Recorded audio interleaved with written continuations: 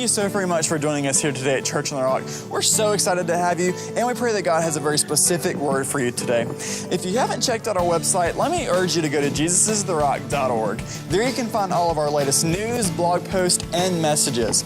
Also, while you're there, you can very easily give to our ministries financially by clicking on the giving button at the very top right-hand corner of the screen of any web page. Thank you again for joining us today, and let us prepare ourselves to hear from God. If you have a Bible and you want to read with us, turn to James chapter 1. If not, just pay attention to the screens and we'll put it up for you. I'm just really excited this morning. The little 30, 40-second video you just watched, followed by what I'm getting ready to tell you in a few minutes. It excites me so much this morning. And what's exciting about it is that I know that some of you walked in here today feeling ordinary. What excites me this morning is that I know that in just 30 or 40 minutes, you can walk out of here feeling not ordinary, but extraordinary. You can walk out of here realizing that I'm not ordinary and there's something different about me. I want to read out of the book of James, chapter 1. But verse 19, I love this. Listen, he says, "My dear brothers and sisters, be quick to listen, slow to speak, and slow to get angry." Think about something as simple as our imaginations. God gave us these incredible imaginations, and suddenly I can go anywhere, be anywhere, do anything, be anybody or anything that I want to be instantly using nothing but my imagination. Is that awesome? I mean, that's not ordinary. That's extraordinary. That's incredible that we have the ability to do that. My words, I have the ability and the power just using nothing but my spoken words, and I can use my words to hurt you, or I can use my words to heal you. I could empty this building in a few minutes with nothing but a spoken word. I can make you so mad you walk out and say, "I ain't never going back," using nothing but my words. I don't have to do anything. I can use my words to hurt you, or I can use my words to heal you. That's power. That's awesome, church. And we have that ability. I think even as kids, you ask kids, what do you want to do when you grow up? And I've never heard a kid say, "I just want to be average." No, kids are like, no. It used to be, I want to be an astronaut. You don't hear much about astronauts anymore, especially lately. Man, y'all seen the rockets blowing up? That's dangerous work. But anyway, now it's like I want to be a professional football player or a basketball player, or I want to be a musician, or I want to be a movie star. Nobody aspires to be average. I mean, we see, especially kids have that. I want to do this. I want to. Now I had a daughter. I have two daughters, but my youngest one, when she was 6, 7, 8, and this went on for like 3 years, You ask her what she wanted to do. She said, "I want to be a bag lady." She thought, at least it wasn't average. I don't know if it was a high goal, but she thought that was the coolest thing you could ever do, is walk around all day pushing a grocery cart, picking stuff up and putting in it, That she thought that was just so cool. It wasn't ordinary. We don't want our children to be ordinary. At least I hope not. We want them to have it better than we did, to achieve more than we did, to reach higher than we reached. And we love to see our kids excel and be a standout athlete, or be a standout musician, or be a standout student. Whatever the case, we don't set out to become normal. We settle for normal. Said we don't set out to become normal, we just settle to be normal. We settle for average, for ordinary, for get by. And if that weren't bad enough on its own, this makes it even worse, because ordinary keeps getting worse and worse. We keep lowering the bar for ordinary. 50-year wedding anniversaries used to be ordinary. Now they're extraordinary. 50 years, wow. Just one wife? I mean, it's like this couple was out to buy their wedding rings one day, and they were looking at them, and the lady said, well, what kind of, price range are y'all looking at? They said, well, we don't want to go too expensive. I mean, after all, this is just the first marriage for both of us. And that's kind of the mentality that we go in today, almost with a, maybe it'll work, maybe it won't. So we just keep lowering the bar. Today, divorce and broken families, that used to shock us. I mean, it really shocked us when we heard somebody was good. Now, that's ordinary. That's ordinary. So even the standard for ordinary just continues to plummet. All right, so let's turn the corner. What is the difference? What separates the ordinary from the extraordinary? Admittedly, sometimes it's just genetics. There are people who are just born. They can run faster. They can jump higher. They can walk up here on the platform and pick up any instrument here and just start playing it. You're like, where'd you learn to play? I don't know. I just picked it up and started. Greg's like that. Makes me sick. He's already like, the best drummer on the coast. And I'm like, okay, he's a drummer. And then he pops up there the other day on a video and he's there playing the guitar. I said, what is that? Where'd you learn to play? I just picked it up and started just playing it. Or you got people that can sing. And they just sing the paint off the walls. I mean, God, they're just born with these gifts. And then there's an age-old argument. It's been going on, I guess, since the beginning of time. But if you, in any psychology circles, it's called nurture versus nature. And it says, is a person extraordinary? Is a person like they are because of nature? In other words, genetics, they were just born like that. Mama was like that, daddy was like that, and they just made a kid like that. And that's why they're like they are. That's nature. And then some people say, yeah, that's it. And others say, no, it's not nature, it's nurture. In other words, it's your environment. You're smarter because you grew up in a better neighborhood, you went to better schools, you had better teachers, you had tutors, you had computers, you had this, you had that. It's your environment. That's what makes you extraordinary. And people have debated this for forever. And honestly, I don't think there is an answer to it. I think it's a combination of both. But I tell you, my Rogerism is I think there's a third element that's possibly even more important than nurture or nature. I think there's a third element that people don't want to talk about, and it determines whether or not we stay ordinary or become extraordinary. And that third element is simply choice. It's just choice. It's our decision to travel the wide, crowded road of ordinary or to purposely detour, to purposely veer, to take the narrow, less traveled way of extraordinary. You notice in this little parable Jesus gives about these two people building the house, he doesn't mention if one of them come from a long line of carpenters and his daddy was a carpenter and his grandpa was a carpenter and this guy knew how to build a house. So he don't talk about that. He wasn't genetically designed to be a great builder.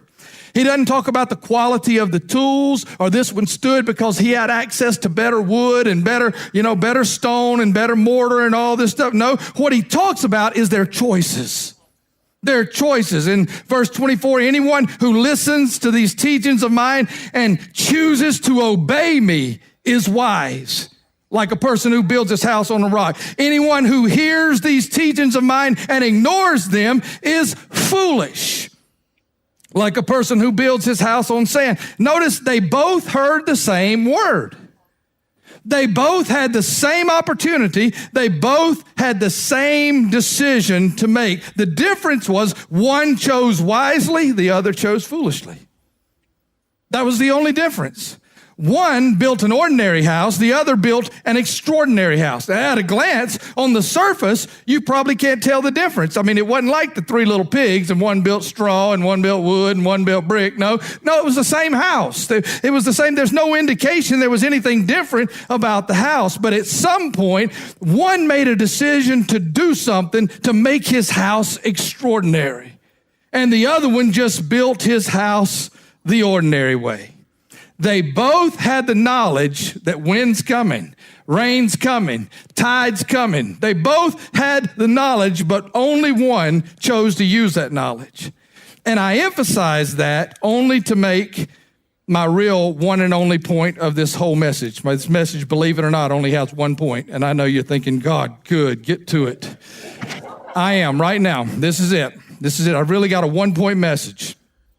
And what separates the ordinary from the extraordinary? Now, if you're a note taker, you're going to want to write this down, stick it on your refrigerator, put it on your bathroom mirror. When you shave, put it on the dashboard, because this is what separates the ordinary from the extraordinary.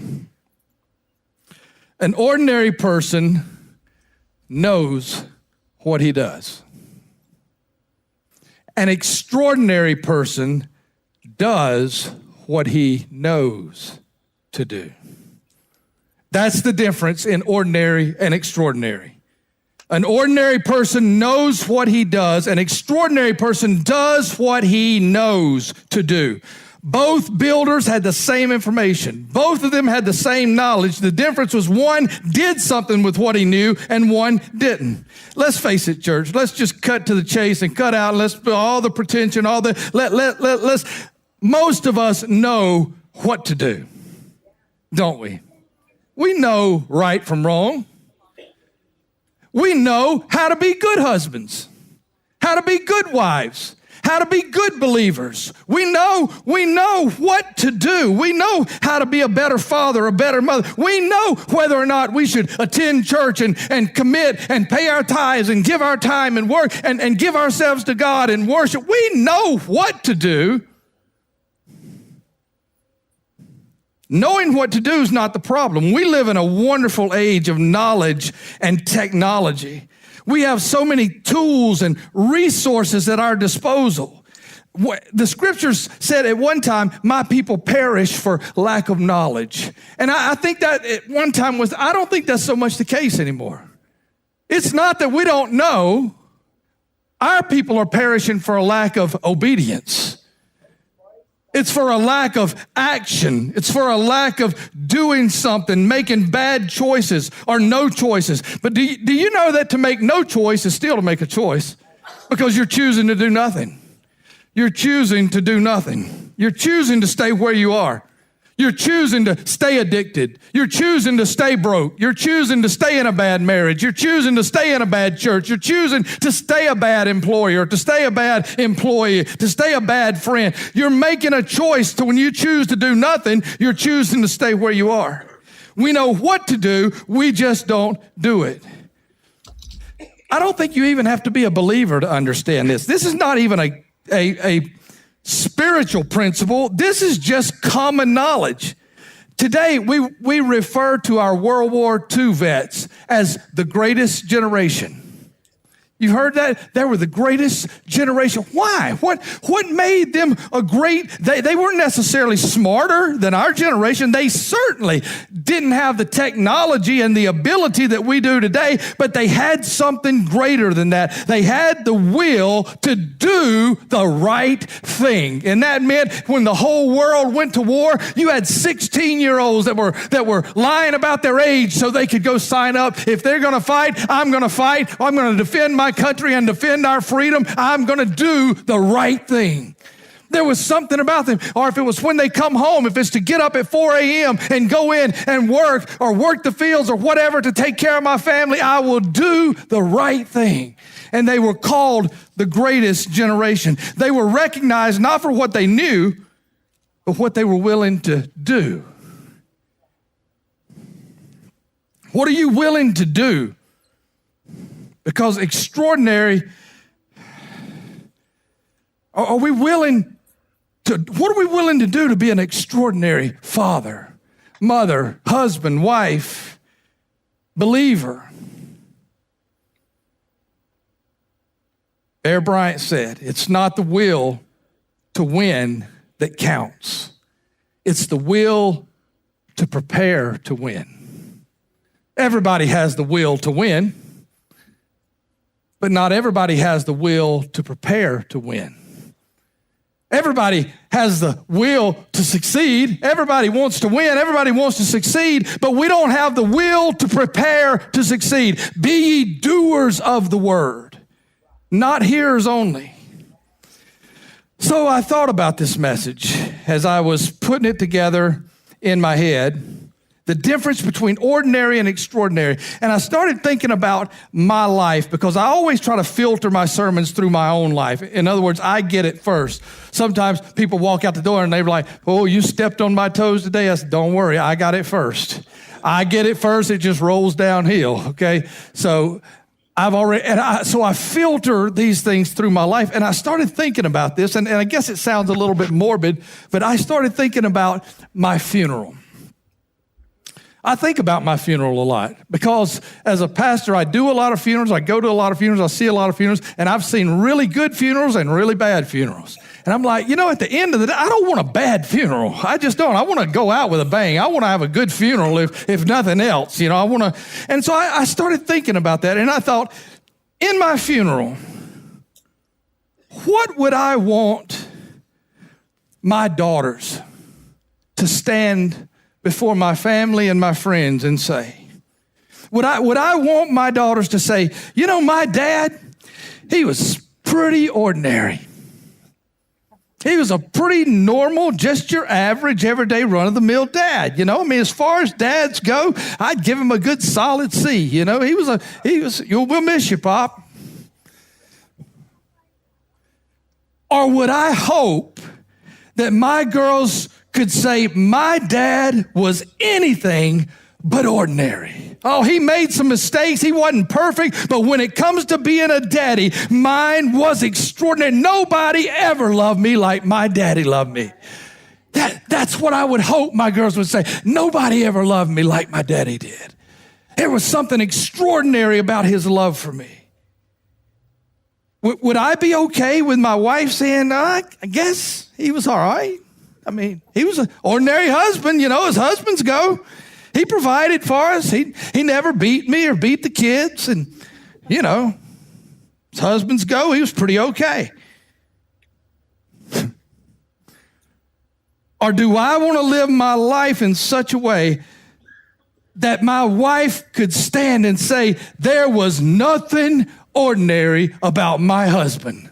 There was nothing ordinary. How that man loved me. He spent his life trying to meet my needs and our children's needs. He was my best friend. He went the extra mile. He would do things. He loved me like Christ loves the church. There was nothing, as husbands go, he was extraordinary. There was nothing ordinary about the way this man loved me.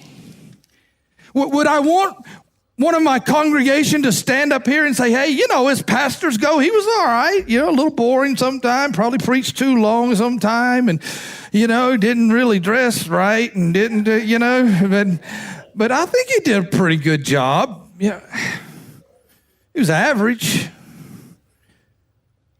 But I would hope somebody could say, hey, one thing I can say about this guy, there was nothing ordinary about him. He didn't always dress like a preacher or talk like a preacher or act like a preacher. He made a ton of mistakes, but man, did that guy love Jesus and love us. As pastors go, he was extraordinary. That's what I would hope that somebody could say. And on you can go. And the thing is, do you know what will determine which of these things are said about me when I die? At least if people are honest. By the way, there's a lot of lies told at funerals. But if people are honest, what will make the difference is the choices I make today. It's not what I know. It's what I choose to do with what I know. Because, see, here's the thing. I know how to be a good pastor. I've been one for over half my life. I know how to be a good pastor. I know how to be a good husband. I know how to be a good daddy. I'm learning how to be a good poppy. I know these things. The thing that's going to make the difference, though, is what I choose to do with what I know. And really, the funeral is the least important thing I should be worried about. What I really should be worried about is, how do my kids see me now? Think about that. How does my wife see me now? See, this is important to me, that every day that I wonder, how does she see me? Does she see me as just an ordinary husband? And if so, what can I do that can make her see me as extraordinary? and I really know what to do, am I willing to do it? Because I want my family, I want my church to see me as extraordinary, as not ordinary, not what we choose to do. It's not knowing how. It's what are we going to do? I want my friends to look at me. What do they think about me now as a friend?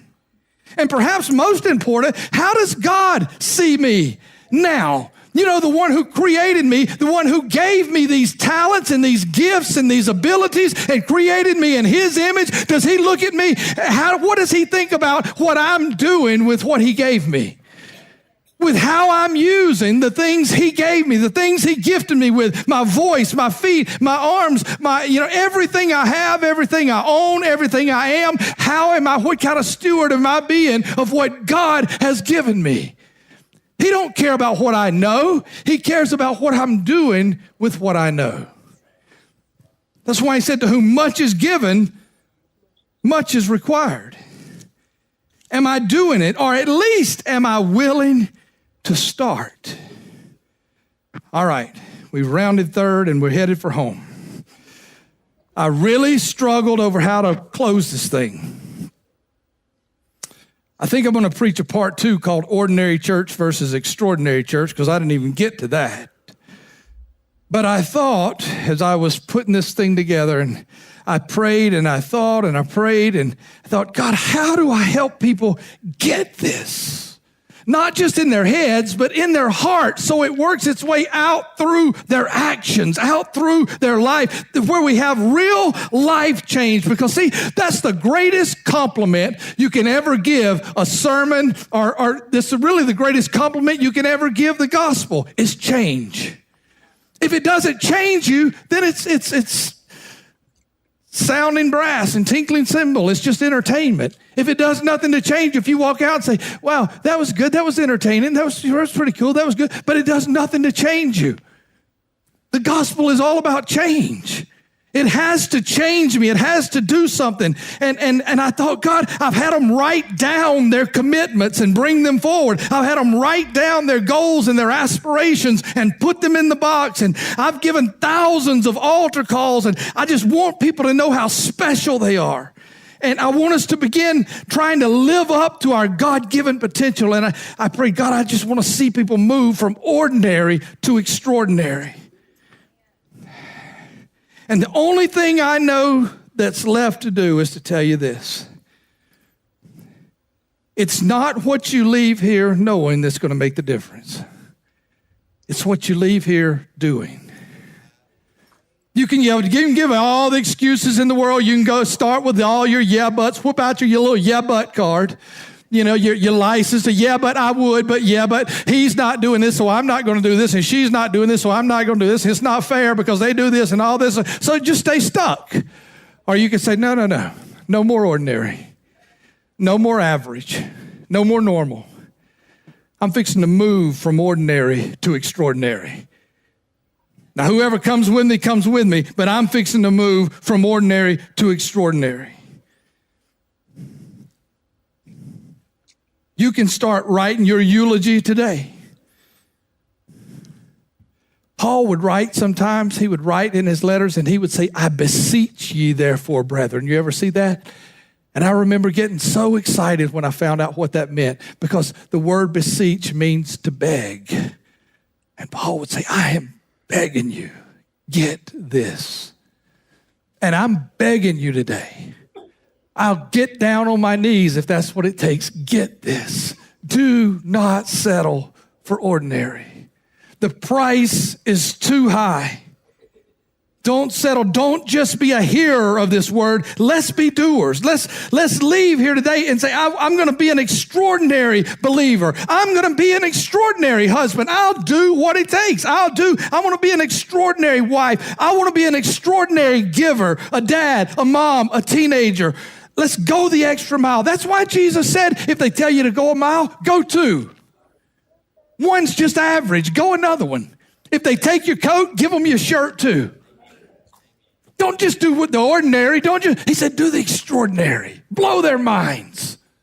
Blow their minds. You just be extraordinary. Let's do that extra thing. Let's give an extra offering to help somebody. Let's take an extra vacation with the family. Let's do an extra breakfast in bed. Let's do an extra I love you one time. Whatever, let's break that bad habit. Let's lose that weight. Let's do that thing. Whatever it is, let's stop just knowing what to do and let's start doing what we know to do. We know what to do. We just have to do what we know. God, please save us from ordinary.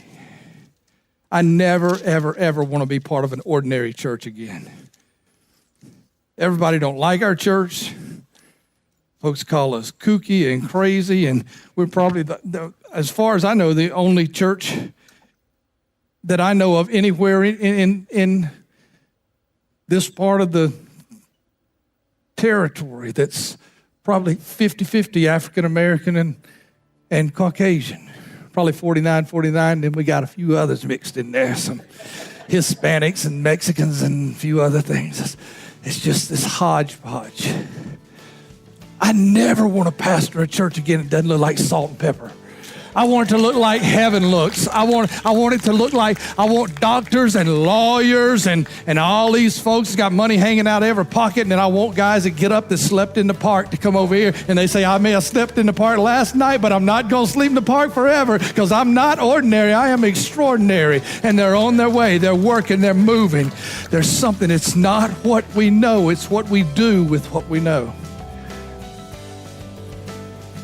Somebody said one time, if you want to do something, you'll find a way. And if you don't, you'll find an excuse. Again, thank you so very much for joining us here today at Church on the Rock. I pray that our message has impacted you in a positive way. If you would like to share how our ministries are impacting you, you have a specific prayer request, or maybe you want more information about our church or how to get involved in our ministries, you can easily email us at pray@jesusistherock.org, or you can look us up on Facebook or Twitter at Church on the Rock, Pascagoula. Have a very blessed day.